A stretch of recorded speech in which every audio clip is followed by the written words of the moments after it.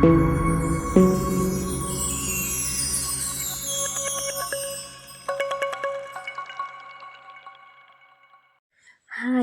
എല്ലാവർക്കും D K വ്ളോഗിലേക്ക് സ്വാഗതം. അപ്പം നമ്മളിന്ന് നല്ലൊരു മോരുകറി ഉണ്ടാക്കുന്നത് എങ്ങനെയാണെന്നാണ് നോക്കാൻ പോകുന്നത്. അതിന് വേണ്ടിയിട്ട് ഞാൻ നന്നായിട്ട് തൊലിയൊക്കെ കളഞ്ഞ് പച്ചവെള്ളത്തിൽ അരിഞ്ഞിട്ടിട്ട് പിന്നെ കുറച്ച് 2 പച്ചമുളകൊക്കെ കീറിയിട്ട് കുക്കറിലൊന്ന് വേവിക്കാൻ വെക്കുന്നുണ്ട്. പിന്നെ കുറച്ച് തേങ്ങ ചിരണ്ടിയതും മഞ്ഞൾപ്പൊടി, വെളുത്തുള്ളി, ഇഞ്ചി, ജീരകം അതെല്ലാം കൂടി നന്നായിട്ടൊന്ന് അരച്ച് വെക്കുന്നുണ്ട്. തേങ്ങ അരച്ച് ചേർത്ത് മോരുകറി വയ്ക്കാനാണ് പോകുന്നത്. അപ്പോൾ അതിന് വേണ്ടിയിട്ട് കഷ്ണം ആദ്യം തന്നെ വേവിച്ച് അധികം നേരം വേവിക്കണമൊന്നുമില്ല. ഒരു വിസിലൊക്കെ അടുപ്പിച്ചിട്ട് കഷ്ണം മാറ്റി വയ്ക്കുന്നുണ്ട്. പിന്നെ ഞാൻ ചട്ടി അടുപ്പത്ത് വെച്ചു. എണ്ണ ഒഴിച്ചിട്ട് അതിലേക്ക് ആദ്യം അരപ്പ് ഇട്ട് കൊടുക്കുകയാണ് ചെയ്യുന്നത്. അരപ്പിട്ട് കൊടുത്ത് എണ്ണ നന്നായിട്ടൊന്ന് ചൂടായി കഴിയുമ്പം അതിലേക്ക് അരപ്പിട്ട് കൊടുത്ത് അതൊന്ന് വഴറ്റിയെടുക്കുന്നുണ്ട്. അതിൻ്റെ പച്ചമണവും ഇതെല്ലാം മാറിക്കഴിയുമ്പോഴേക്കും അതിലേക്ക് കഷ്ണമൊക്കെ ഇട്ട് ഇളക്കി അങ്ങനെ വയ്ക്കാനാണ് നമ്മൾ ഉദ്ദേശിക്കുന്നത്. അപ്പോൾ അതിന് വേണ്ടിയിട്ട് ആദ്യം നമ്മൾ ഈ അരപ്പെല്ലാം ചേർത്ത് കൊടുത്തിട്ട് നന്നായിട്ടൊന്ന് ഇളക്കി കൊടുക്കുന്നുണ്ട്. അപ്പോൾ അതിൻ്റെ ഒരു ആ പച്ചമണം എല്ലാം ശരിക്കും നന്നായിട്ടൊന്ന് മാറും. പിന്നെ അധികം നേരം നമ്മൾ തിളപ്പിക്കുന്നില്ലല്ലോ. അപ്പോൾ ആ എണ്ണയിൽ വഴറ്റി കഴിയുമ്പോഴേക്ക് തേങ്ങയ്ക്കൊക്കെ നല്ലൊരു ടേസ്റ്റ് ഉണ്ടാവും. അപ്പോൾ ഞാൻ അങ്ങനെ അത് വഴറ്റി വെച്ചിട്ടുണ്ട്. അതിലേക്ക് ഞാൻ വേവിച്ച് വെച്ച് നമ്മുടെ കഷ്ണം എടുത്ത് ഇതിലേക്ക് ഞാൻ ആഡ് ചെയ്ത് കൊടുക്കുന്നുണ്ട്.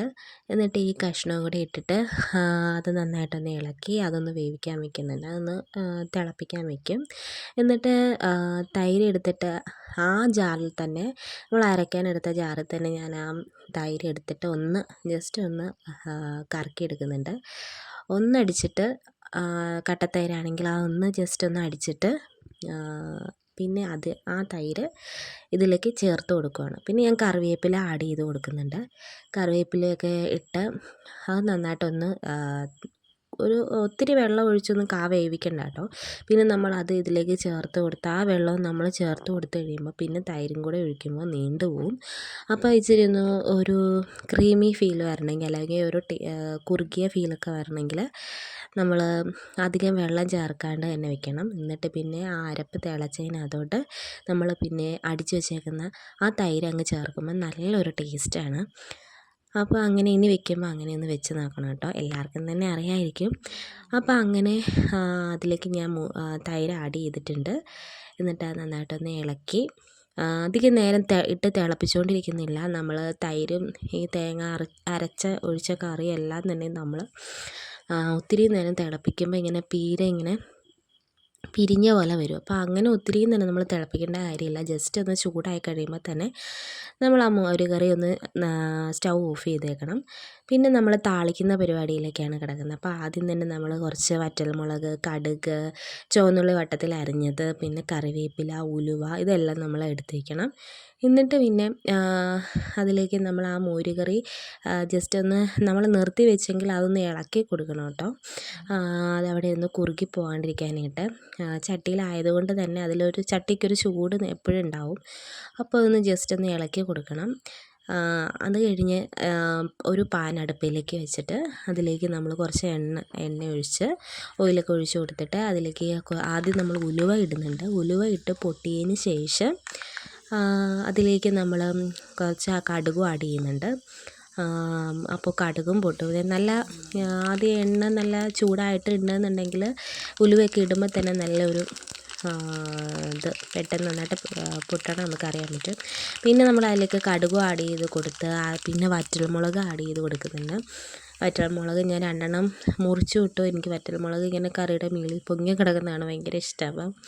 പിന്നെ അത് പിഴിഞ്ഞ് കൂട്ടാനായാലും എനിക്കിഷ്ടമാണ്. ഇങ്ങനെ കറിക്കകത്ത് ഇങ്ങനെ കിട്ടുമ്പം അതിങ്ങനെ പിഴിഞ്ഞ് കൂട്ടാൻ ഇഷ്ടമാണ്. ഞാൻ കുറച്ചേറെ വറ്റൽമുളക് ഇടുന്നുണ്ട്. ഒരു 3-4 എണ്ണം ഞാൻ ഇടുന്നുണ്ട്. 3-4 എണ്ണം. അപ്പോൾ 2 എണ്ണം ഒടിക്കാതെ 2 എണ്ണം ഒടിച്ചുമാണ് ഞാൻ ഇടുന്നത്. എന്നിട്ട് അതെല്ലാം നന്നായിട്ട് എണ്ണയിലിട്ടൊന്ന് വഴറ്റി മൂത്ത് കഴിയുമ്പോഴേക്കും അതിലേക്ക് പിന്നെ നമ്മൾ കറിവേപ്പില ആഡ് ചെയ്ത് കൊടുക്കുന്നുണ്ട്. കറിവേപ്പില ഇട്ട് നന്നായിട്ടൊന്ന് മൂപ്പിച്ച് അപ്പോൾ താളിപ്പിനുള്ള നമ്മുടെ കൂട്ട് റെഡിയാവും. പിന്നെ അതിലേക്ക് ചുവന്നുള്ളിയുടെ കാര്യം ഞാൻ പറഞ്ഞില്ലല്ലോ അല്ലേ. ചുവന്നുള്ളി ഇട്ട് നന്നായിട്ടൊന്ന് മൂപ്പിക്കണം. അത് ഞാൻ തേങ്ങ അരച്ച എല്ലാ കറിക്കും തന്നെ ചുവന്നുള്ളിയൊക്കെ മൂപ്പിച്ചിങ്ങനെ ഒഴിക്കാറുണ്ട്. അപ്പോൾ അതിന് കറിക്ക് ഒരു പ്രത്യേക മണവും നല്ല ടേസ്റ്റും ആയിരിക്കും വെളിച്ചെണ്ണ ഇതെല്ലാം കിടന്ന് മൂക്കുമ്പോൾ. അപ്പോൾ അങ്ങനെ ഞാനതെല്ലാം നന്നായിട്ടൊന്ന് ഒരു ഗോൾഡൻ കളർ ആകുന്നിടം വരെ, ഉള്ളി ഗോൾഡൻ കളർ ആകുന്നിടം വരെ ഞാനൊന്ന് മൂപ്പിച്ച് കൊടുക്കുന്നുണ്ട്. ചുവന്നുള്ളി ചെറുതായിട്ട് അരിഞ്ഞേക്കുന്ന കാരണം പെട്ടെന്ന് തന്നെ അത് മൂത്ത് കിട്ടും കേട്ടോ. നമ്മൾ അരിയുമ്പോൾ ശ്രദ്ധിക്കണം, കനം കുറച്ച് അരിയണം, ഒത്തിരി കട്ടിക്കൊന്നും ഇടരുത്. അപ്പം ഞാൻ കനം കുറച്ചൊക്കെ അരിഞ്ഞ് നന്നായിട്ടൊന്ന് മൂപ്പിച്ചെടുക്കുന്നുണ്ട്.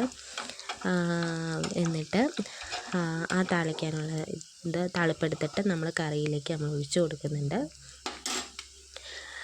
എന്നിട്ട് കറിവേപ്പില നമ്മൾ കറിയിൽ ആഡ് ചെയ്തതാണെങ്കിൽ തന്നെയും ഈ താളിക്കുമ്പോൾ ഞാൻ കുറച്ച് കറിവേപ്പിലയും കൂടെ ഇടാറുണ്ട് കേട്ടോ. ഉണ്ടെങ്കിൽ നമുക്ക് കയ്യിലുണ്ടെന്നുണ്ടെങ്കിൽ ഞാൻ കറിവേപ്പില ഇടാറുണ്ട്. കറിവേപ്പില എത്രത്തോളം ഇട്ടാലും കറിക്ക് ടേസ്റ്റ് കൂടുകയുള്ളൂ.